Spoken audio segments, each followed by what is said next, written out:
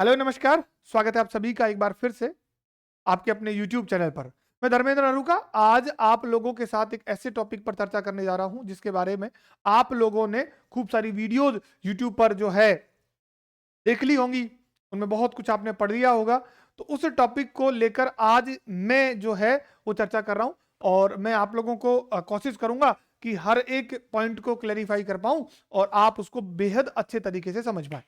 वैसे तो जो ये बहस चल रही है, जो ये बच्चों के मन में कंफ्यूजन है, इसमें बहुत कुछ नया नहीं है। कुछ एक बातें हैं जिनको बस घुमा फिरा के कह दिया गया है और इसमें बहुत ज्यादा प्रॉब्लमेटिक चीजें है नहीं है। ऐसा कुछ भी नहीं है कि नेट खत्म हो जाएगा, नेट की अब कोई भी जरूरत नहीं होगी, ऐसा कुछ भी नहीं है। इसमें कुछ एक पॉइंट्स जो है यूजीसी ने जारी किए हैं या इसमें रखे हैं, उन्हीं को लेकर हम लोग चर्चा करते हैं। ये एक नोटिफिकेशन अभी जनवरी के मंथ में जारी हुआ है और इसमें देखो, minimum qualifications for appointment and promotion of teachers and academic staff in universities and colleges and measures for the maintenance of standards in higher education regulation 2025। अब इसमें देखो, सीधा मैं आपको ले चलता हूं कहां, जहां काम की बात है। वैसे इससे पहले जो है ना वो 2018 में जो थे ये कुछ चेंजेज हुए थे, उसके बाद अब जो है ये कुछ चेंजेस जो है वो किए जा रहे हैं। अब इसमें कौन कौन सी बातें हैं वो मैं आपको एक एक करके बता रहा हूं। देखो, अगर हम इसके पॉइंट नंबर 3.0 को देखें तो इसमें दिया हुआ है, देखो, the direct recruitment of post of assistant professor, associate professor and professor in the higher education institute shall be based on merit through an all India advertisement followed by selection by a duly constituted selection committee as per the provision made under these regulations. अब देखो, इसमें भी कोई खास बात नहीं कही गई। पॉइंट नंबर देखो 3.2 में क्या कहा गया है, ये देखो जरा। देखो, इन्होंने कहा है if the discipline subject chosen in the 4 year undergraduate program, है ना, लेवल 6 और पोस्ट ग्रेजुएट प्रोग्राम, है ना, इसमें लेवल हो गया 6.5 या 7, is different from the chosen discipline subject in PhD. The discipline in which a candidate obtain PhD shall be considered eligible for appointment as assistant professor, associate professor or professor in that discipline or subject. अब देखो, इसमें simple क्या कहा गया है कि देखो, इसमें इन्होंने तीन चीजें बताई हैं। एक तो बताया यूजी, और एक बताया पीजी, और एक बताया पीएचडी। ठीक है, एक बताया पीएचडी। यानी कहा गया है कि यूजी के पास में यूजी में आपके पास कोई सब्जेक्ट था, कोई भी एक सब्जेक्ट था जिससे आपने अपना अंडर ग्रेजुएट जो किया। अब इसको इन्होंने बताया कि 4 ईयर वाला, 4 ईयर जो है जिसको 6 लेवल के नाम से ये लोग बताते हैं। ठीक है, वो NCRF जो है उसमें ये सारी चीजें दी गई है, वो भी मैं आप लोगों को बता दूंगा। या फिर आपने क्या किया हुआ है, पोस्ट ग्रेजुएट किया हुआ है ना। इसके बाद अगर आप पीएचडी किसी दूसरे सब्जेक्ट में कर लेते हो तो उस पीएचडी के माध्यम से आप सीधे उस सब्जेक्ट में असिस्टेंट प्रोफेसर के लिए अप्लाई कर सकते हो।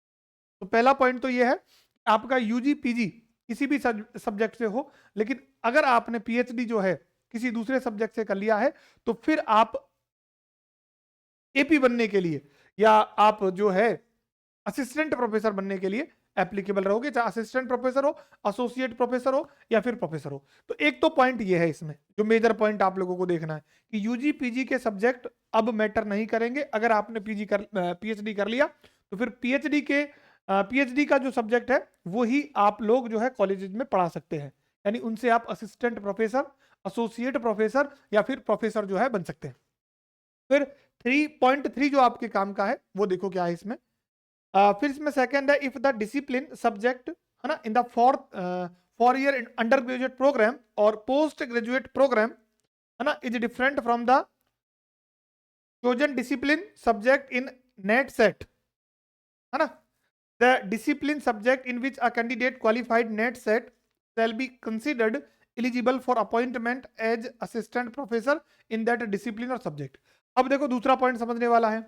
दूसरे में इन्होंने कहा है कि आपका यूजी और पीजी, ठीक है, ये दोनों अलग डिसिप्लिन या सब्जेक्ट के हैं, और नेट आपने अगर किसी अलग सब्जेक्ट से क्वालिफाई कर लिया तो फिर आप इस नेट के आधार पर जो है एपी के लिए क्या कर सकते हो, अप्लाई कर सकते हो। यानी जिस सब्जेक्ट में आपने नेट पास किया है उसी सब्जेक्ट से आप असिस्टेंट प्रोफेसर जो है वो बन सकते हो। तो दो ये पॉइंट आपके काम के हैं। यूजी पीजी में अगर अलग विषय है और पीएचडी में अगर अलग विषय है तो पीएचडी के ही सब्जेक्ट को प्रेफरेंस मिलेगी। दूसरा ये कहा है कि भाई यूजी पीजी के अंदर कोई दूसरा सब्जेक्ट है और नेट आपने किसी दूसरे सब्जेक्ट से पास कर लिया तो नेट के सब्जेक्ट को प्रेफरेंस मिलेगी, चाहे यूजी पीजी में कोई भी सब्जेक्ट है। सपोज करो कि आपने यूजी किसी और सब्जेक्ट से किया है, नेट किसी और सब्जेक्ट से किया है, तो फिर नेट वाले को प्रेफरेंस जो है वो मिल जाएगी। फिर देखो, अच्छा दो पॉइंट ये काम के यहाँ पे ना, दो पॉइंट जो है वो काम के हैं। A relaxation of 5% marks shall be allowed at the under graduate और at the post graduate level for the candidate belonging to schedule. ये तो जनरल बात है, ये पहले भी होती थी, इसमें कोई नया नहीं है। बस अभी ये दो पॉइंट आप लोग यहाँ देख लो।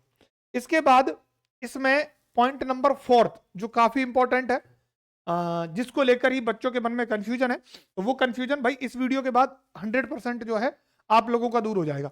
समझ लो एक बार, देखो जरा देखो जरा, यहां इसके अंदर दे रखा, देखो 4.1 का ये फर्स्ट पॉइंट है ना, और लेवल 10 एकेडमिक और असिस्टेंट प्रोफेसर। देखो जरा तीन यहाँ पे, ये मेजर जो तीन यहाँ पर आपको ये कैटेगरीज दिख रही है ना, यही कैटेगरीज जो है बच्चों के मन में कंफ्यूजन जो है वो पैदा कर रही थी। देखो आ यूजी डिग्री यानी लेवल 6, लेवल 6 का मतलब होता है यूजी डिग्री जो 4 ईयर की है आपकी। कौन सी है? 4 ईयर की है ना, विद एटलीस्ट 75%। उसमें कितना होना चाहिए? 75% होना चाहिए। और अब पीजी डिग्री 6.5 है ना, विथ एटलीस्ट 55% मार्क्स। और अब पीएचडी डिग्री है ना, लेवल 8। अब यहां मैं आपको थोड़ा सा समझाता हूं देखो जरा, अगर आपने यूजी कर रखा है 75% के साथ और आपने पीजी जो है वो कर रखा है 55% के साथ, और साथ साथ क्या भी कर रखी है आपने, पीएचडी भी कर रखी है, तो आप जो है असिस्टेंट प्रोफेसर के एग्जाम में बैठ सकते हो, या आप असिस्टेंट प्रोफेसर के लिए अप्लाई जो है वो कर सकते हो। दूसरा जो मेजरमेंट इन्होंने बताया है वो ये है, अगर आपने पीजी डिग्री किया हुआ है ना, जिसमें कम से कम कितना परसेंट है, 55% मार्क्स है ना, और इसके अलावा आप लोगों ने क्या किया हुआ है, नेट जो है वो पास किया हुआ है, तो भी आप असिस्टेंट प्रोफेसर बनते हैं, के लिए अप्लाई कर सकते हैं। तो ये तो भाई पहले भी था और अभी भी है, अभी भी यही तो करते हो आप। आपको पीजी में 55% चाहिए और साथ में आपको एग्जाम में बैठने के लिए नेट चाहिए। और तीसरा है कि आप पीजी डिग्री है ना, विद एटलीस्ट 55% मार्क्स। अगर देखो आपने क्या किया हुआ है, आपके पास पीजी डिग्री है, लेकिन ये बात किसकी है, एमई और एमटेक की है ना, विद एटलीस्ट 55% मार्क और एन इक्विवेलेंट ग्रेड। तो ये जो लोग हैं ये भी किसके लिए अप्लाई कर सकते हैं, असिस्टेंट प्रोफेसर के लिए अप्लाई कर सकते हैं। लेकिन इनमें भी मेजर दो ही बातें हैं है ना, क्योंकि ये जो बात के है ना ये एमटेक वालों के लिए है। किसके लिए है? एमटेक वालों के लिए है, क्योंकि एमटेक जो है 4 ईयर इंटीग्रेटेड कोर्स होता ही है, 4 ईयर का ही होता है भाई। इससे पहले बीटेक जो होता है, और फिर अगर इन्होंने ये पीजी डिग्री ली हुई है जिसमें 55% मार्क्स हैं, तो इनको नेट की जरूरत नहीं है, ये सीधे ही जो है एपी के लिए अप्लाई कर सकते हैं, असिस्टेंट प्रोफेसर के लिए अप्लाई कर सकते हैं। तो ये दो बातें, तो इसमें बहुत कुछ ज्यादा नई बात जो है वो नहीं थी है ना। इसके अलावा देखो इसमें और मैं बता देता हूं, एसोसिएट प्रोफेसर के लिए तो यूजी डिग्री है ना, विद एटलीस्ट 75% मार्क्स, ये सेम बात कही गई है इससे पहले जो है। तो भाई जो कंफ्यूजन था ना वो एक तो इसमें था 4.1 के फर्स्ट पॉइंट में, तो ये दोनों बातें आप लोगों की क्लियर हो गई हैं कि नेट जो नहीं चाहिए ना उसमें पीएचडी चाहिए, बिना पीएचडी के काम नहीं होगा। और ये जो है ये केवल जो है ना बीटेक वालों के लिए है, टेक्निकल फील्ड्स के लिए है, सबके लिए एप्लीकेबल नहीं है, ठीक है, क्योंकि इसमें इन्होंने एक्सपीरियंस हो गया होता है तो नेट की इनको जरूरत तो नहीं होती है ना। ये लेवल जो 7 है इसकी बात है। अब इनमें लेवल की लेवल संबंधित बातें है ना, उनको भी मैं बता देता हूं थोड़ा सा आपको, तो समझ में आ जाएगा। देखो अगर आपको ये दिख रहा है, वैसे तो दिख रहा होगा आई होप, देखो मैं यहां पर आपको और समझा देता हूं थोड़ा सा। यहां से देखो, यहां आपको ये सारी चीजें दी हुई है देखो ये रहा, देखो ये लेवल कौन सा है, ये आपका हो जाएगा लेवल 8 है, ये 7 है, ये 6.5 है, ये 6 है। और यही इन्हीं चीज़ों को हम ज़्यादा देखते हैं। ये 3-4 बातें, इनको मैं आपको तो बता देता हूँ। तो बाकी तो सारी बातें आपको यहाँ मिल जाएंगी, और टेलीग्राम पे भी हम डाल देंगे इसको।